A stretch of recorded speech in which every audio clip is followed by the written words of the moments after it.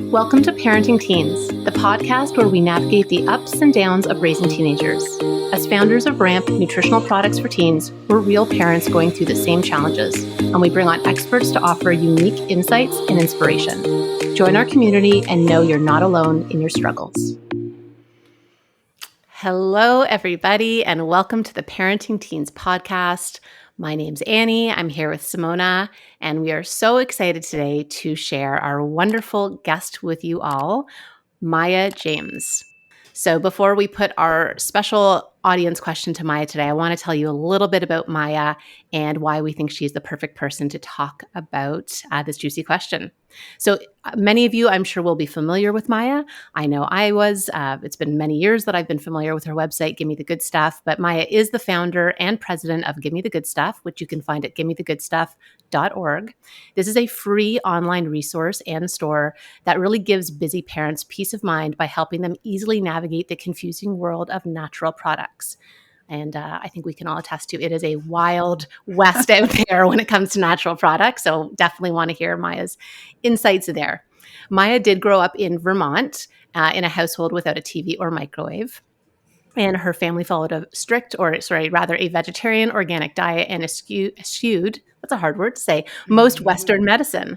Now a parent herself, Maia strives to find the balance between the convenience of a standard American child rearing style and a more natural, but often more difficult approach. Maia currently lives in Brooklyn with her husband, Dalen, and her two tween teen sons. That's also partly why we wanted Maia to come on, because she knows firsthand some of the challenges.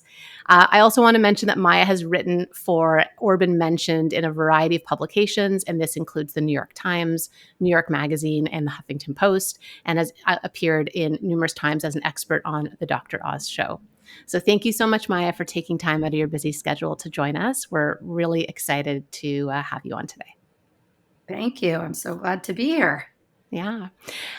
Maybe before we put the question from our community to you, I obviously gave a little bit of a background on, how you grew up in Vermont. Was there something specific that you found when your kids were little, or that you didn't find that kind of led you to create Gimme the Good Stuff? Was there something, a specific gap in knowledge or market that led you to that? Yeah, I think like so many of us, I really became much more tuned to everything scary going on in the environment when I was pregnant with my first son. So this was now, he's almost 14, so 14 plus years ago. And I found myself, again, as I'm sure many of us did, in a rabbit hole of like environmental working group, skin deep database, and some resources like that, trying to I felt like I had a pretty good handle in food because, as you mentioned, the household I grew up in, in terms of like the prenatal environment I was creating, I sort of already knew like this is how to eat clean. But I suddenly was very worried about everything I was putting on my body, everything in the air I was breathing, and then all of the products I was selecting for the baby that was to come. So I think it started with like something so minor now in retrospect, like diaper cream, that I was like, well, which one should I put on my registry or whatever I was doing? And EWG is such a great resource, but it's so overwhelming and vast. And it's like every study on every ingredient, and it was really hard to figure out like how much of each ingredient. Now they have EWG verified, and they have a few. It was a bit more. It was early days, I think, of that skin deep database, so it was extra overwhelming. So I kind of started putting these lists together based on what I was reading there. And then I also just should say that I'm not like a DIYer type of person. So on the other, there's EWG with everything you should buy. And then there's a lot of like, just use coconut oil and skip all vaccines and, not that I want to get into the vaccine conversation at all right now. That's a separate podcast, Maia. We're just going to park that one for today.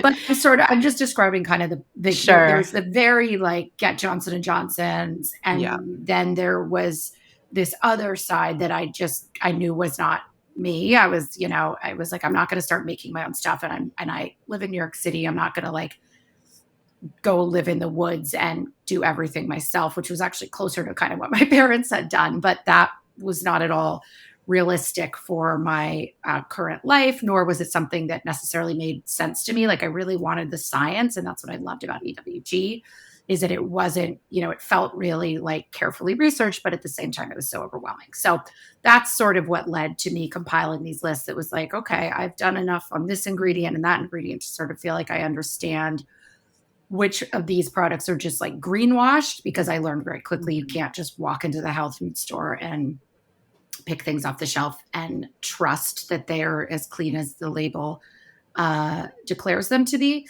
So I started making these lists. My girlfriend was like, you should, I think I sent them to a couple of friends because they were like, oh, Maya's already like neurotically looking at this, and not only looking at it, but actually like writing it down. And then my friend was like, you should start a mom blog. Like you should just start this. At this point, the baby had been born. And I think also I had worked before. I had decided I was going to take some time off to raise the baby. And I pretty quickly was like, yeah, I don't think being a full-time stay-at-home mom is my jam.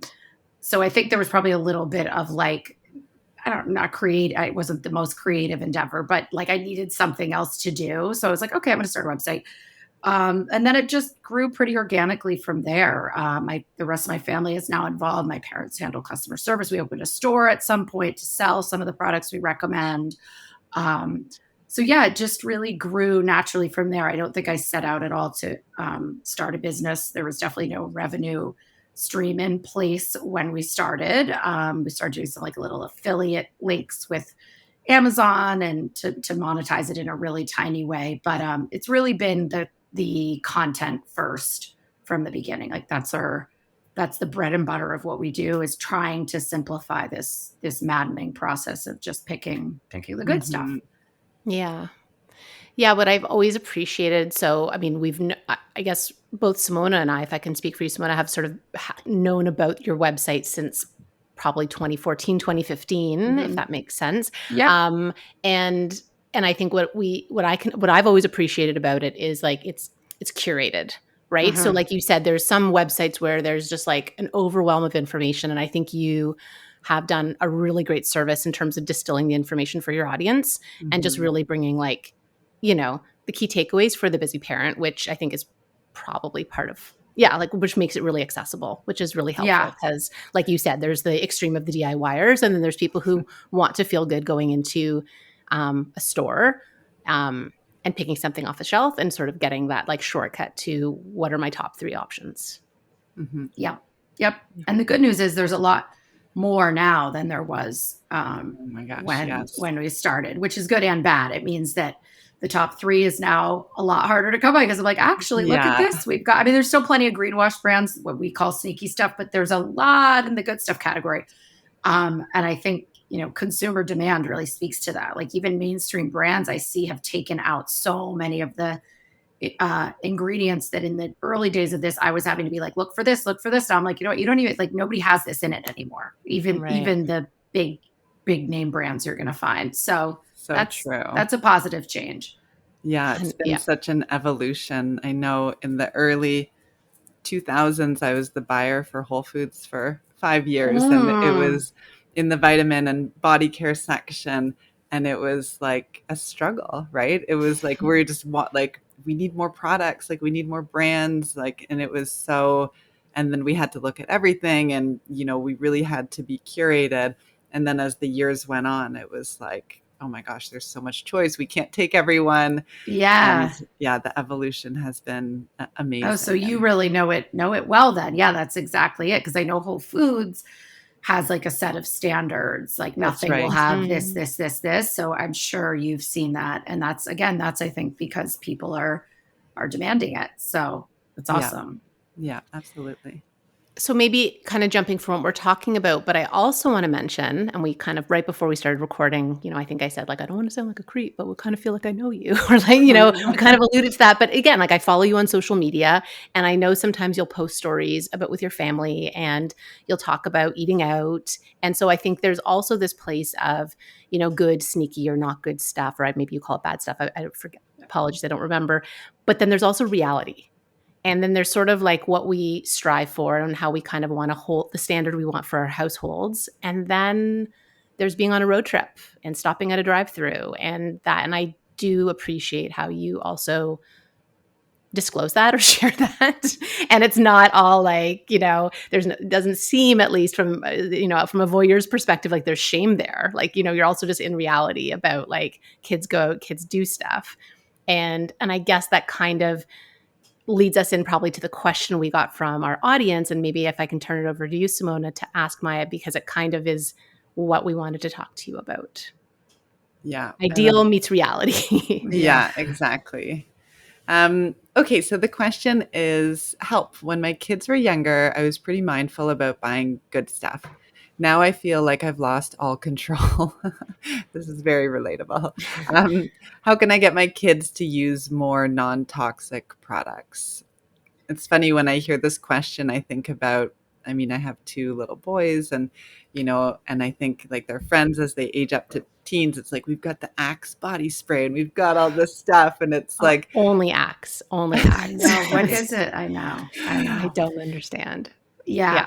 I'm very much living that reality because mine are 10 and almost 14. So, I think anyone who has more than one child, first of all, will see that this starts a lot. You lose control of the second one, even just with like their diet much earlier than you do with the first one. I remember Felix being 4 or something and this is my first one, making a gingerbread house and not realizing that what he was putting on was actually edible. Like he saw another kid, popping the candy in his mouth. He looked at it. Is this something I could eat? Like he'd never even seen. You're like, they're rocks. Don't put them in your mouth. Basically, I was like, go ahead. And then that was over. Whereas my second son, because the first one had discovered candy, that horse was out of the barn. So I think that sort of letting go obviously is part of parenthood. And I'm seeing that more and more now that I'm, my son, I'll have someone in high school next year. So I'm counting down how fleeting this time really is. So I think, as with anything, it's balance, perspective. And I think especially with teenagers, maintaining the relationship, I have to put that as my number one goal with him right now. So if that means he's using Axe body spray, to me, it's the bigger risk is ruining the relationship for his, not just for me and for his health, right? I know it's a cliche, but the pick your battles kind of thing. I think I have let a lot go. It's not Axe, but it's a cologne from the Gap, which might as well be Axe. And I know everything that's in it and we're all smelling it in heavy doses when it goes on. So, can I just sorry to interrupt you. Do you think there's something developmentally where they don't sense how smelly things are? Like, is there something we should probably have a doctor on who can tell us about the olfactory nerve or something. Right. Because can they not smell what we're smelling? I don't understand. I know. Yeah. It's like with the prefrontal cortex or whatever part of the brain isn't developed, like neither are the olfactory nerves. Maybe they're something. I have no idea, but it does seem, and I think probably parents of girls, there's even more perhaps, because I know in my adolescence, it was all it was everything. It was like head to toe lotion. So you have to let a lot of it go. The one thing that I try to focus on is like the really important, I talk a lot on my website about products, but food continues to be like the food, the water, and the air you're breathing, to say nothing of the air that's contaminated now by the Axe. But like in general, if you could have like a good water filter, air filters that you run at night, that sort of is like you kind of cover your bases in a way that is not a battle with them at all. We have these air filters that are lovely white noise, double as white noise machines. So crank them all up and it's like, okay, I'm doing something for their health while they sleep. I'm going to filter all the water that's coming out of the tap. Teenagers, especially in the city, don't eat at home nearly as much, but when they do, I'm going to focus on getting him to eat some healthy food because I know that when he's on his own, there is a lot of fast food happening. So kind of trying to, it's the same at any stage, control what you can and let go of the rest and keep that relationship intact kind of at all costs. And I don't know, for me, for my anxiety with this stuff, it does help to remember like what I did as a teenager, all that Bath and Body Works sun ripened raspberry. I mean, I walk by the store now and I'm like, it's teenagehood. Like, I didn't even know the store still existed. I was in a mall, and I'm like, all of my friends, knock on wood, were okay. I don't typically like the like we all turned out fine argument, because there's a lot of evidence that like we're not fine. And population wise, you could argue but I think it still is helpful to be like, okay, this is what everybody did and everybody continues to do. And I'm, tackling as much of this as I can in a mindful way. But again, I'm not going to ruin my relationship with my kid about it. And still sneaking in the good stuff. I mean, you guys, this is a perfect example of why ramp is so great. Like, there are ways from the nutrition standpoint to still kind of, there's more options now of healthful stuff that you can get in them. And typically one upside to teenagers, at least in my house, is they do have a more expanded palate. Like, he will eat a lot more now than as a toddler. So while he's eating junk out a lot, it's easier now to get vegetables in and smoothies with healthy stuff. And especially if it tastes good, I feel like there's more opportunity for that. And I just always try to keep in mind, like, air, water, food, let's do the best we can there. And if there's some products that I'm not as crazy about, I'm going to let it go. I love that. I like how you are really holding the relationship piece as like the primary piece. And I think that it is just so critical. And then it becomes, what can I do? And then how can I manage my own anxiety and my own feelings around it? And that really lands with me as my kids they're a bit younger, but they're starting like the variety store at lunch at school and stuff. And like, and when I do the laundry, I'm like, what's this like fun dip in your pocket? The fun dip. That's another thing. It's like, the food is hard. I mean, again, I think at that age, it's almost harder. Like my 10-year-old, the food there is, I would say, tougher because he's out on his own and isn't as interested in some of the healthier foods. So I probably worry more about the food for him than the older one. But having the older one helps because I'm like, okay, I think this will evolve. But I mean, I should mention that there are some brands that are doing better colognes and that smell a little bit closer. Like, I don't know if you guys know about Henry Rose, which is the Michelle Pfeiffer's fragrance line, where they're not using essential oils, which I think we can all agree. I think they smell great, but they're never going to approximate what the kids want. So they're using synthetic blends, but they're only using the safe ones. They're disclosing exactly what they are. I mean, the problem with fragrance so often is you just don't know what it is. Right. And so these are phthalate free, which is, most fragrance does have phthalates in it. So that's like, there are a few, didn't work in our house. I did try the Head Rose, but I really like it. And there were a few that he was like, okay, this I would like, so certainly try. I'm not saying just give up and let them have everything they want, but like there's a few deodorants now. I think there's one by High Bar that Felix really likes that smells more like a traditional deodorant. So again, it's all moving in the right direction. Hopefully by the time, someone listening, if they have little kids, by the time they're really teenagers, you'll have better options. But in the meanwhile, like you said, you have to live in reality. Yeah.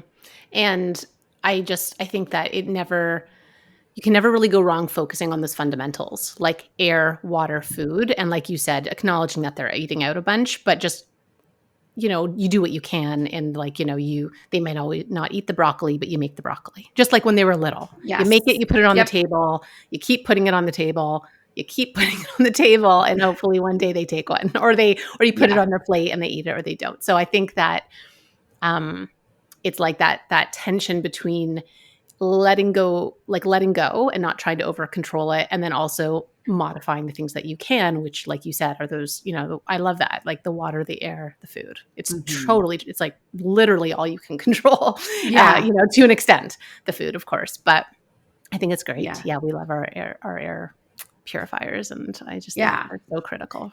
Yeah. And that there's no sort of concession or compromise there. Same with the water. It's like the water comes out, it tastes exactly the same. This isn't something that you have to fight over. So it's like those things that are really easy, do it. It's similar with buying like the organic strawberries versus the non. My little one time went in the store and was like, I don't want the organic one. Like it was something literally like fruit, because he was so trained to know that the organic snack, like the organic cheese puffs, didn't taste like Cheetos, that he associated the word organic with like not the one I want. And I was like, no, when it comes to fruit, you will not know, I promise you. So if you could, scrape off the organic sticker so your kid doesn't think it's like a less, it's all garbage, guys. Don't worry, it's all garbage. This one's sprayer, taste the pesticides, don't worry about it. No. So, but those are the kind of things where like, that's easy. I mean, financially less so, that's a different conversation, but at least in terms of the child accepting it, that's like a very easy swap to make. Yeah. Yeah. I feel like you alluded to this when you really just called out, wanting to honor the relationship and putting that top and foremost. One of the questions that we ask everyone who comes on the podcast as we sort of wrap up is there sort of a tangible action or step or habit that you have as a way to foster connection with one or both of your kids? And so we ask this because, everyone has different strategies, whether it's, through words or through actions or through hugs or whatever it is. And so again, we're always just trying to give our community ideas and inspiration. So I just loved how you already called that out in terms of maintaining connection through healthy eating and through acceptance of lifestyle as our kids get older. But can you share with us something that you're currently doing that you feel like is helpful? Yeah, I mean, this is such a moving target with teens, right? Like I would have said sort of that physical connection thing with like certain things that he used to love are just off limits now, like head scratches or when he's sick, sleeping in my bed, or like, things that as he's become a teenager are just like, okay, so that's not going to be our thing anymore. Right. Which is very hard for the mom. But obviously I understand that it's a necessary separation and it needs to happen. So I would say this is sort of a funny thing that my husband and I have both started doing with him, because also I think trying to force conversations just doesn't work. We have started watching movies with him that are when his brother's not around, because they might not be appropriate for the little one, that are from our favorites from either his age or a little bit older. And he's been surprisingly into them. Like my husband on Father's Day watched Shawshank Redemption. Which I don't know if anyone else is married to someone who has watched that one time. Like, I don't know how he can sit through it again. It's always on some channel and he watches it every single time. So, and it's, I mean, obviously that's a great movie, but I was really surprised at Felix because, it's so often it's like, this is boring, this is cringy, this is like, it's hard to keep their attention in. But I found that these movies, like the really good ones, if you pick the good ones, like a Shawshank Redemption, it led to a lot of conversation. It was really a surprisingly nice sort of bonding experience where you don't have to actually talk about like, so what's going on at school or who do you, because that's also just, we're getting a little bit of pushback on the conversations about his life. He'll sometimes forget and start talking and then be like, wait, I don't want to have this conversation. And then it's like he catches himself like, I'm sharing too much. Why am I talking to you about this? Like, I don't want to talk to you about this. So, that's my child. And I know I could already tell my younger one will be different, I think, although who knows, because they do change so fast. But yeah, watching these movies and making, we still do